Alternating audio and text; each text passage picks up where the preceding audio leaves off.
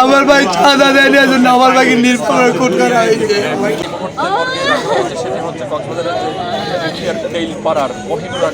আমি সিনিয়র টাকা দেই, টাকা না দিলে 1 লক্ষ টাকা না দিলে আমি ছুরি মেরে দেবো, ছুরি মারি দেবো বলতে বলতে পিছনে 4 জন মেরে দিচ্ছে। এই হচ্ছে কথা।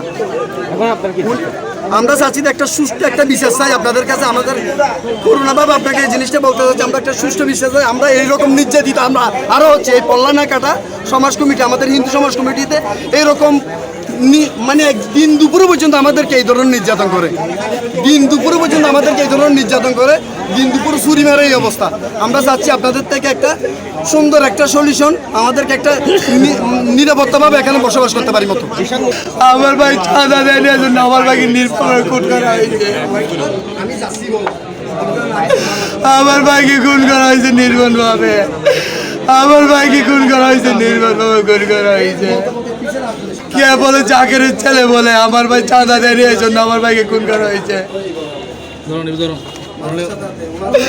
আমি চাই এটা সুস্থ একটা বিচার হোক আমার ভাই, আমার ভাই সুস্থ বিচারক যারা আমার ভাইকে খুন করতে তাদেরকে আমরা ফাঁসিতে দেখতে চাই। আমরা পুলিশ প্রশাসনের কাছে একটাই দাবি, আমার ভাই সুস্থ বিচার চাই, আমরা আমার ফ্যামিলি সুস্থ বিচার চাই। আমরা পুরানো ঘর ভেঙে নতুন কাজ করতেছে, ওখানে আমার ভাইকে চাঁদা করতে গেছে, চাঁদা দেয়নি বলে আমার ভাইকে নির্মমভাবে খুন করা হয়েছে। মারা গেছে, ওনার নাম হচ্ছে গণেশ পাল। তার বাড়িতে উনি পল্লানাকাটার বাসিন্দা, ওখানে জমি নিয়ে এসে বসবাস করে পরিবার প্রয়োজন নিয়ে। ওখানে একটা সেফটি ট্যাঙ্ক করতেছে উনি। সেফটি ট্যাঙ্ক করা অবস্থায় ওই এলাকার সন্ত্রাসীরা এসে তার কাছ থেকে চাঁদা দাবি করছে। চাঁদা না দেওয়ার অজুহাতে তাকে 4-5টা ছুরিঘাত করছে।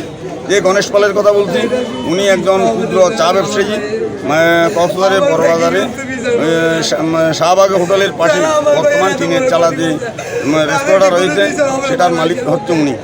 কিন্তু এখন কথা হচ্ছে যে এই যে সামান্য চাঁদার অজুহাতে একজন লোকের জীবন নিয়ে নেয়, এটার জন্য আমি এখানে যারা আপনারা মিডিয়া ভাইয়েরা আছেন সবার কাছে আমার প্রশ্ন থাকছে, এবং জেলা প্রশাসন, পুলিশ প্রশাসন সহ সরকারি ঊর্ধ্বতন কর্মকর্তার কাছে আমি জোর দাবি জানাচ্ছি, একজন জনপ্রতিনিধি হিসাবে, একজন কক্সবাজারের একজন বাসিন্দা হিসাবে।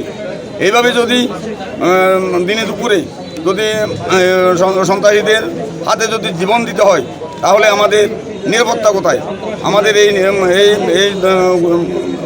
খুনির সুষ্ঠু তদন্তপূর্বক যাতে শাস্তি দেওয়া হয়, সেটার জন্য আমি প্রশাসনের কাছে জোর দাবি জানাচ্ছি।